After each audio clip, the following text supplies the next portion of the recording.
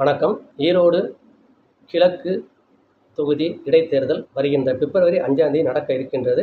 அந்த தேர்தலில் யார் வெற்றி பெறுவார், யார் தோல்வியை சந்திப்பார் என்ற ஒரு கருத்து கணிப்பு எங்களுடைய சேனல் மூலியமாக இன்று நாங்கள் வெளிப்படுத்துகிறோம்.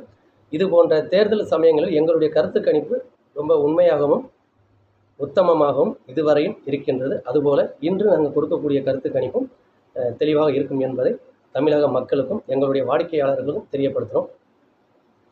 இந்த ஈரோடு இடைத்தேர்தலில் பார்த்தீங்க அப்படின்னா, அங்கே எங்களுடைய நேரடி வார்த்தை நாங்கள் சென்று எடுக்கும்போது அங்கே இருக்கக்கூடிய அந்த தொகுதி மக்கள் இரண்டு விதமான கருத்துக்கள் கொடுத்துருக்காங்க. எப்படின்னு கேட்டிங்க அப்படின்னா, ஒன்று அரசியலின் அடிப்படையில் அங்கே வாக்குகள் சேகரிக்கிறாங்க. இனி ஒரு பாகமாக பார்த்தீங்க அப்படின்னா, ஜாதியின் அடிப்படையில் வாக்குகள் சேகரிக்கிறாங்க என்ற ஒரு கருத்து அந்த தொகுதியில் உள்ள மக்கள் எங்களுக்கு கொடுத்த வார்த்தை நாங்கள் வெளிப்படுத்துகிறோம்.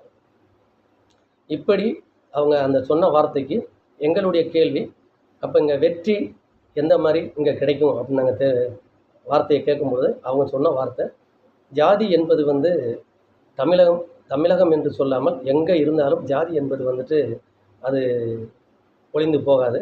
ஆனால் தேர்தல் என்று சொல்லப்போனால் அது அரசியல் ரீதியாக அரசியல் கட்சியின் தலைவராக அவர்கள் வாக்கு சேகரித்தால் நிச்சயமாக அவங்களுக்கு தான் வெற்றி கிடைக்கும் என்ற ஒரு வார்த்தையை அவங்க கொடுத்துருக்காங்க. அது இல்லாமல் ஈரோடு தொகுதியில் மொத்தம் 55 வேட்பாளர்கள் வேட்புமனு தாக்கல் செய்திருந்தாங்க. அதில் வேட்புமனு திரும்ப பெறக்கூடிய தேதியில் 8 வேட்பாளர்கள் வேட்புமனு திரும்ப பெறப்பட்டிருக்காங்க. மீதம் இருக்கக்கூடிய 47 வேட்பாளர்கள் அங்கே போட்டியிடுறாங்க. இதில் திமுக போட்டியிடுறாங்க, நாம் தமிழர் கட்சியினுடைய சீமான் கட்சி அவங்க அங்கே போட்டியிடுறாங்க. இது இல்லாமல் சுயேட்சைகள் அங்கே போட்டியிடுறாங்க, இதில் கலந்துருக்காங்க. இந்த நேரத்தில் தமிழக மக்களுக்கு தமிழ்நாட்டில் இருந்த ஒரு மாபெரும் அரசியல் கட்சி தலைவர் ஞாபகத்துக்கு கொண்டு வரும். அதான் என்னென்னு கேட்டிங்க அப்படின்னா, அனைத்து இந்திய அண்ணா திராவிட முன்னேற்ற கழகத்தினுடைய புரட்சித் தலைவர் எம்ஜிஆர் அவர் மக்கள் திலகம் என்ற ஒரு பேரும் வாங்கியிருக்காரு. இந்த தேர்தலில் அவர் உருவாக்கப்பட்ட அந்த கட்சி எங்கேயுமே போட்டியிடாமல் இருக்காங்க. அந்த கட்சியினுடைய நிலை அந்த கட்சியில் இருக்கக்கூடிய நிர்வாகிகளால் சேர்ந்த அந்த கட்சியை சிதறு தேங்காய் போல் உடைச்சி போட்டிருக்காங்க அப்படிங்கிறது தெரியும். ஆனாலும் புரட்சித் தலைவர் எம்ஜிஆர் என்றாலே அந்த கட்சி அவர் தமிழகத்தில் அவர் ஆளும் பொழுது தமிழக மக்களுக்கு அவர் என்ன செஞ்சிருப்பாரு நம்ம எல்லாத்துக்குமே தெரியும். ஆனால் அப்பேற்பட்ட கட்சி நீங்கள் தமிழ்நாட்டில் எந்த இடத்துல இருக்குது அப்படிங்கிறத நம்ம அனைவருக்கும் பார்த்துக்கிட்டு இருக்கோம். இந்த ஈரோடு இடைத்தேர்தலில் கூட அவங்க தேர்தலில் அவங்க போட்டியிடலை. இதில் இப்போ பார்த்தீங்க அப்படின்னா, எங்களுடைய கருத்து கணிப்புப்படி ஈரோட்டில் பார்த்தீங்க அப்படின்னா,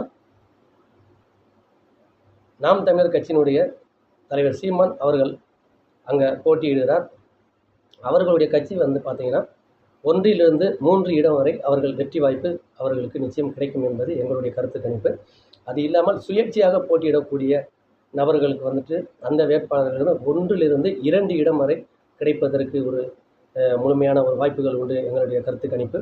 மீதம் இருக்கக்கூடிய அந்த வேட்பாளர்கள் எவ்வளோ இருந்திருந்தாலும் அங்கே முழுமையான வெற்றி திமுகவே அங்கே வெற்றி பெறும் என்ற ஒரு முழு கருத்து கணிப்பை நாம் தமிழக மக்களுக்கும் குறிப்பாக ஈரோடு தொகுதி மக்களுக்கும் நம்ம இந்த சேனலுடைய வாடிக்கையாளருக்குமே ஈரோடு கிழக்கு இடைத்தேர்தலில் பார்த்தீங்க அப்படின்னா திமுக முழுமையாக வெற்றி பெறும் என்பதை நாங்கள் வெளிப்படுத்துகிறோம்.